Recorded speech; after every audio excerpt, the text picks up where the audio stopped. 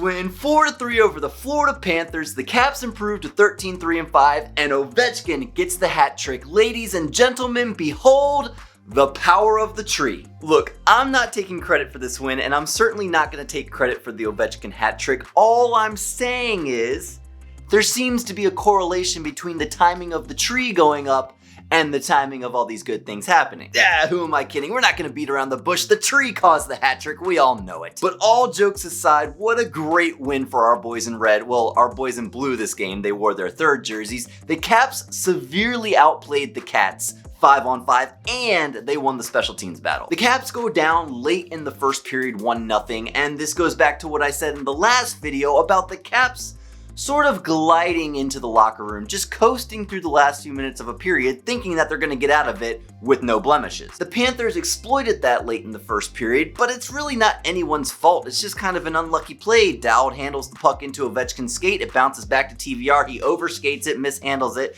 and that sends a 2-1-0 break the other way. Huberdeau is a great goal scorer, and Samsonov has no chance on that goal. But then the second period starts and the Caps come out blazing, and it all starts with a fantastic shorthanded goal by Tom Wilson. Great play by Kuznetsov on this one. He exploits the Panthers making a terrible change. He finds Carlson, it's a 2-on-1 break. Carlson with a great no-look pass over to Wilson. Wilson drains it, and then Bobrovsky skates into Tom Wilson's lane. Absolutely zero malicious intent on this one. Tom Wilson is skating in a straight line after scoring a goal, and Bobrovsky drifts into his lane. I don't know what Bob is doing there, but that one's on him. This jump-started the Caps, and it jump-started the special teams. You get that shorthanded goal, you kill off the remainder of the penalty, the Caps get their own power play, and ladies and gentlemen, it's Alexander Ovechkin on the rebound. He buries it home. The Caps get their first lead of the night, and with that power play goal, he is now within 1 PPG of tying Dave Anderchuk for all-time power play goals leader. That just means he's 2 away from being all-time solo. The dude is a absolute rocket. You could say a rocket Richard. I'm not gonna jump to there yet because there's still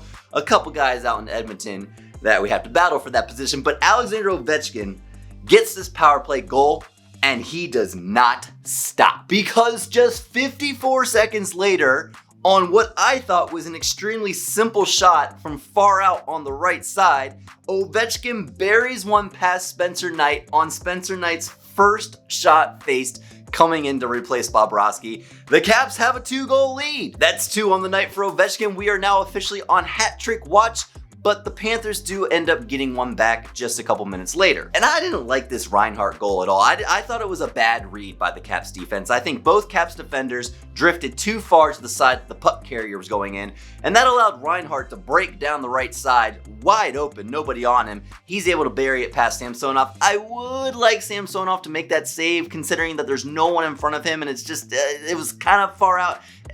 There's no screen, no nothing. I just didn't like this goal, all of it. But despite giving up a nasty goal like that, the Caps didn't back down. The Caps kept the pedal to the metal. They kept the pressure on. Like I said at the beginning of the video, the Caps won this game 5-on-5.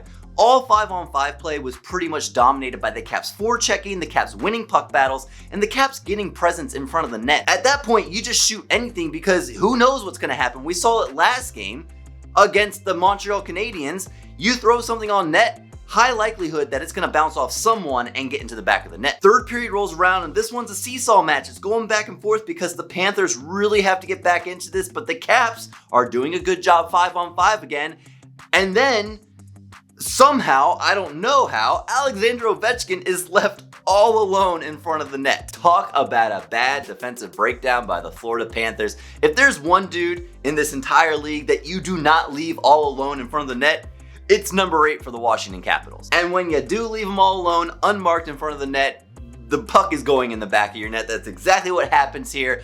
And Joe Beninati had a great call on this hat trick goal. Let's listen to it. For Washington, centering pass. Score! Throw the hats for Alex Ovechkin. Oh, it gives me chills. Throw the hats for Ovechkin. Just what a gem is Joe Beninati on that call. On any call, not just that call. But just like earlier in the game, as soon as the Caps get some sort of momentum going, the Panthers do a really good job of taking the wind out of their sails. And this Verhaeghe goal, it's just a good shot. I would like TVR to step up a little bit. on this shot. I think the Caps defense played a little too far back on this, but it's a really good shot using the defender as a screen. Samsonov has no chance. You can tell by his reaction on this, he just kind of froze.